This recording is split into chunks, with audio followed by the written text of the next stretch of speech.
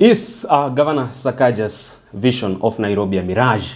That is the question we're asking today on Business Glide, your only point of call on matters business, economics, and public policy at large, hosted by yours truly, son of the soil, Richard Mwenja, your resident economist here. It's always a distinct pleasure to have you on board. Now, to have me unpack the day's conversation is none other than Kenya's most sought after political analyst and also a governance expert, Herman Manyora. How are you, sir? Fine, thank you. Let's go straight to today's conversation. And Governor Sakaja has an ambitious vision, that of turning around and making Nairobi a city that people can live and enjoy their lives. And he has started with a commitment to eradicate slums, not just upgrading them. And this is what he had to say the other day, and let me get your thoughts on it. We are going to rewrite the story of our urban spaces. A first-class country cannot have second-class citizens. We are no longer doing slum upgrading in Kenya. We are doing slum eradication. Finally, you actually consider Sakaja to be your son. Do you find him to finally committing himself to giving Kenyans living in Nairobi a dignified sense of living? Sakaja is a good man. He's a good leader. He can do big things, but to use the word vision and Sakaja in the same sentence is a joke. Don't carry a joke too far. Really? Yeah. Vision is a powerful word.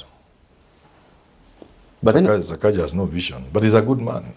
His motto and mantra as governor of Nairobi those are just words. Lazima iwak. It's not working. You see, even joking with very serious issues. From your optic, it's not working? Which working? Let's single out something here. Let's start with urban transport. Yes. We've seen some goals being set, the BRT bus system, enhancing the effectiveness of traffic in Nairobi. Yes. This far, what's the missing link? Because you're still experiencing the same issues, traffic snarls and all. The problem with Nairobi, in terms of its development and services to its citizens and inhabitants, is that it is too big to be a regular county. Elsewhere in the world, such as cities have different jurisdiction. They are managed differently, away from other regions. If it is a federal state, so you have Washington DC, and they are all over. So even in Nigeria, so that's the first problem. You cannot classify Nairobi with Siaya as the same counties. The second challenge facing Nairobi is there are too many vested interests, the so-called cartels. And these cartels within Nairobi cannot be doing what they are doing unless they have state protection. Immunity? They can't do the sort of things they do unless people high up there wave them continue. So that goes beyond the governor. But having said that, there are still things you can do even with that complex web. What are the low-hanging fruits then? Yeah, you can have a clean city. I don't think there are cartels engaged in garbage collection, but they are not very difficult to deal with. Of course, things like water provision, also cartels there. Why am I saying people like Sakaja do not have a vision? They don't have. You need some courage, because vision creates commitment, and commitment creates courage. You see, so some of the things you need to do in Nairobi, you need to have the courage. You need to take the risks, including risk to your own life. And I am not seeing Sakaja going in that direction, and I don't blame him. This thing is too big for him. But oftentimes, the county government of Nairobi has actually taken the blame squarely at the doorstep of low revenues because Nairobi business people are not complying, remitting their dues to the city hall and all that. Do you think that's a conversation we can embrace, that maybe it's because of revenue shortages? That's why the systems are not working? But you're supposed to collect the revenue. If you don't collect, who do you blame? For every 1 shilling collected by Nairobi, I'm sure there are 30, 40 others not collected. You can't blame anybody for that. A few cartels here and there, but you need the courage to face them. If I was the governor of Nairobi, it's a small job, I don't think I can go for it. If I was the governor of Nairobi, within 30 days, please, I've not talked of 30 months, I've talked of 30 days? There will be no water bowser in Nairobi. So how will water penetrate I'll give to every people, corner I'll give people water. at a small fee though? I'll crush the water cartel. Within 30 days, I can be generous and give you 90 days to sell that water, the lorry. You'll have nowhere to sell water. Within 30 days, but I'll be generous, 90 days. 3 months, tafuta mali ya kuuza hiyo lorry, convert it to something else. Haitauza maji Nairobi if I'm the governor. Clean water in Kibera? Governor Manyora. In 90 days, I'm just being generous. I would have done it in 30 days. In 90 days, garbage collection will be streamlined. I will face the so-called cartels.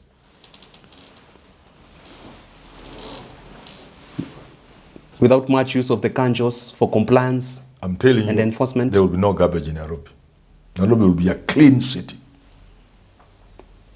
But I'm willing to sit down, compromise, sit down with those cartels. I'm willing. But make no mistake, the people of Nairobi will get clean water. And there will be no water bowser moving in Nairobi to sell water to people. Not one. moving on swiftly, now that the county government of Nairobi is committed towards eradication of slums, do you think even before we go to that particular endeavor, we should first address the land question in Nairobi? That's what I'm telling you. These are just stories. Zingine za jaba, eh? How do you eradicate slums in Nairobi as a governor? Where do you get the power? Where do you get the money? Where is the law behind you to protect you? To give you the structures? It's not something you can do as a governor. A governor is a small person. But a good governor with a vision can lead the way. Can fight and lead the way. But it's something you have to do with the national government. Which is? Because, for example, you need land. You need land. You don't have land. You have land of your own.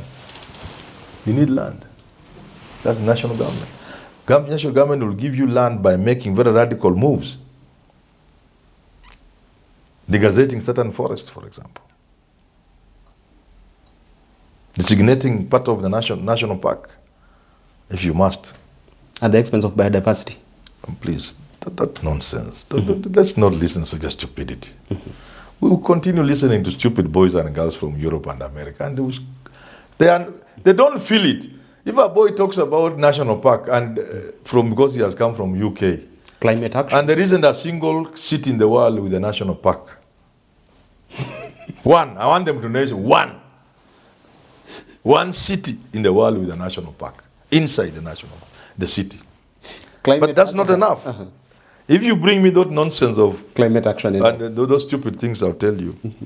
Let's go with you to Kibra, and I want you to live in Kibra for 1 week. How can people live like animals? Worse than even animals. And you tell me I cannot get part of the land to settle people. This nonsense we listen from small boys and girls from America and Europe and the rest. Nonsense.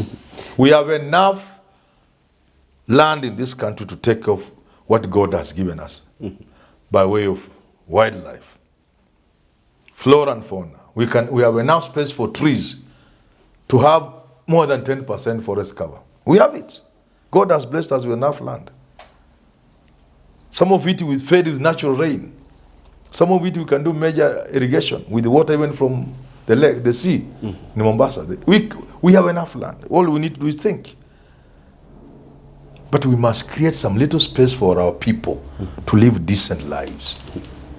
Talking of which, do you think the president's housing agenda, the affordable housing units is setting up in slums in Nairobi and eradicating some and replacing them with modern units of houses, is going now to put a smile to the most vulnerable in the society here in Just Nairobi? another joke.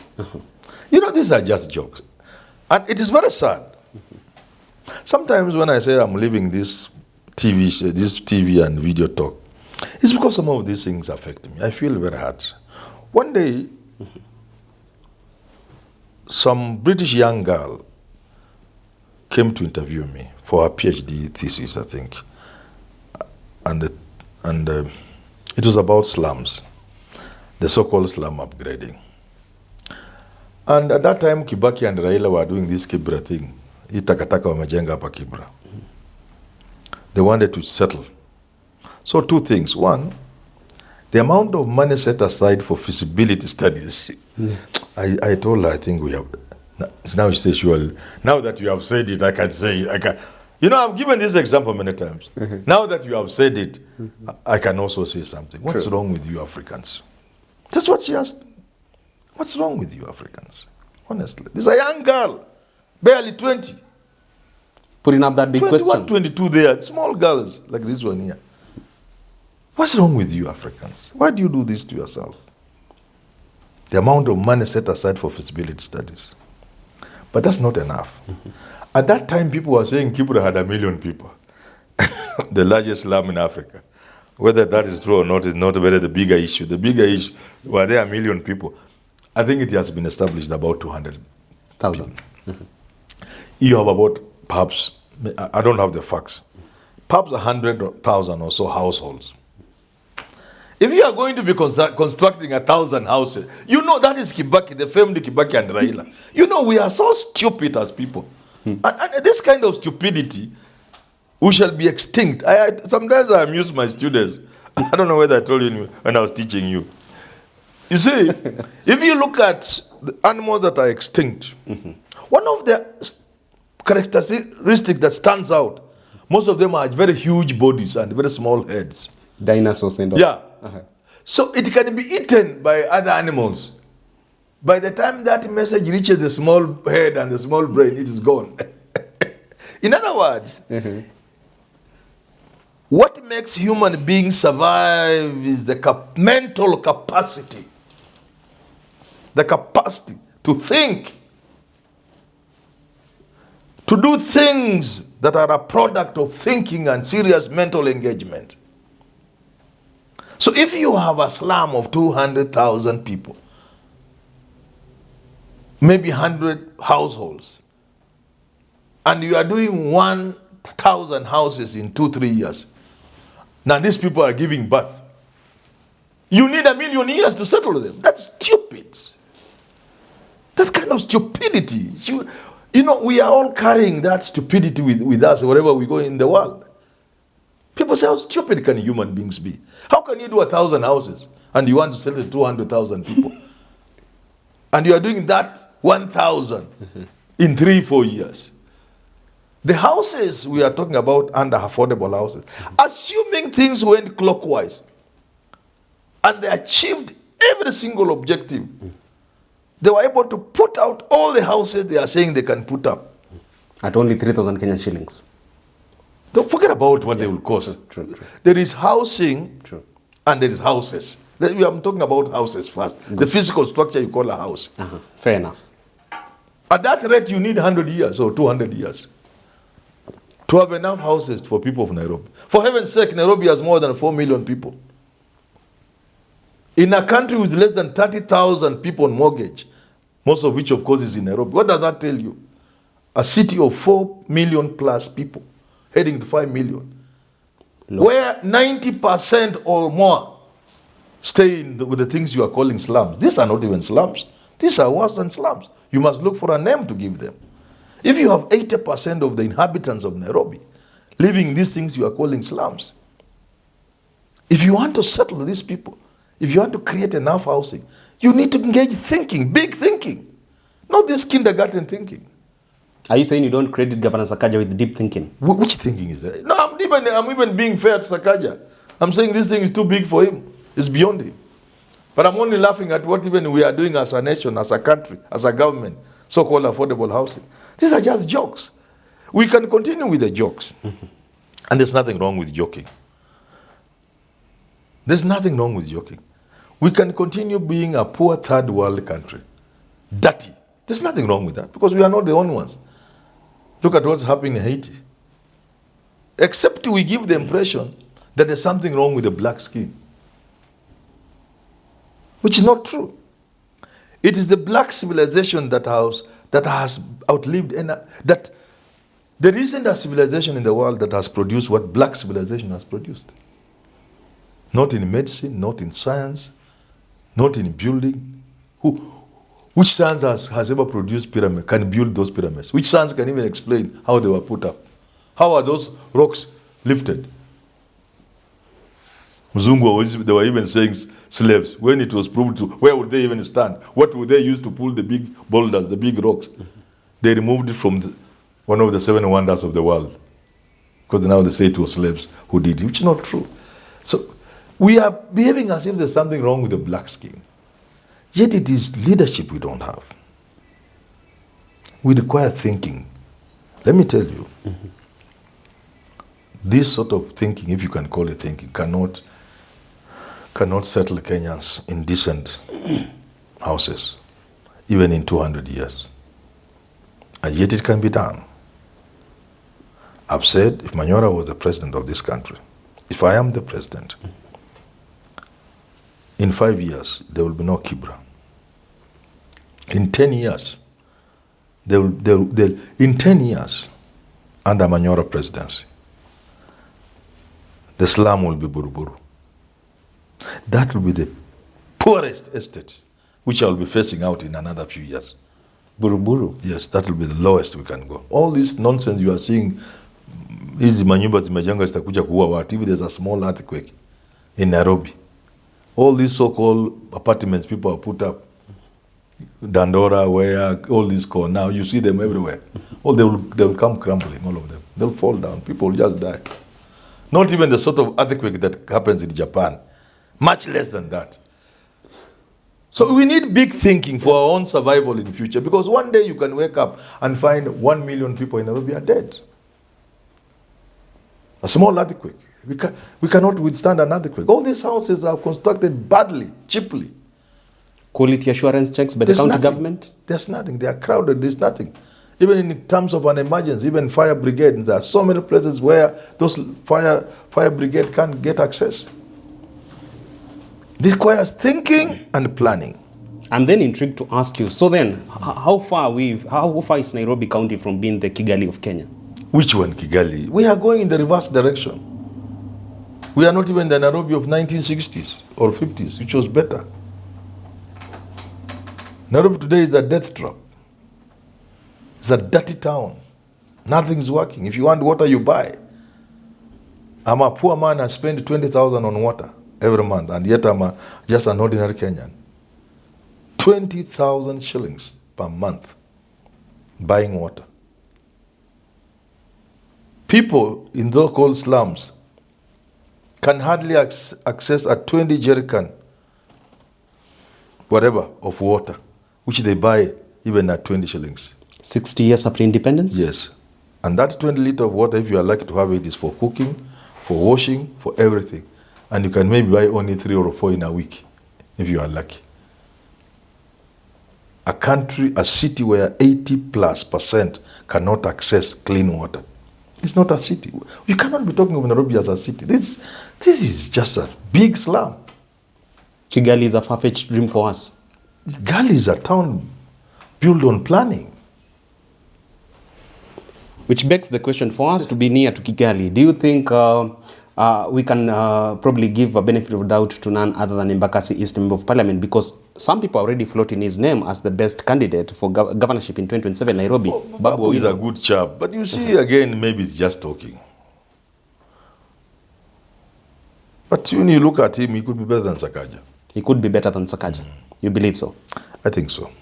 Very lastly, I'm not so sure, but I think he could be better than Sakaja. He could be better than Sakaja started off with a goodwill. Everybody said that this is a sharp young man, intelligent, focused, but he has been a disappointment. I have not followed keenly, but I'm not seeing any change. So how soon should Sakaja get his Damascus moment? I think we should just wait for 2027 to go home. Not to seek re-election? No. Nobody will elect Sakaja. Well, there you have it. Herman Manyora imploring Governor Sakaja to put in more efforts and better strides to make sure that Nairobi county is actually working and that systems are seamless. That has been the conversation for the day. It is now time for Fan of the Week. It is none other than these amazing sisters who are our big-time fans. If I can't forget the name, I think it's Kananu and Mudhoni. Kananu and Mudhoni from Thika. Thank you, Kananu and Mudhoni. Thank you very much for being part of us. And they're celebrating their birthdays tomorrow. Happy birthday. Happy birthday to you. Kananu and Mudhoni. Yes. It's always a pleasure to have you on board. Continue tuning into our conversations and keep this conversation going beyond here. I'm at Mwenja Richard across all social media handles. Let's keep this conversation going. Until next time, do enjoy the rest of your day.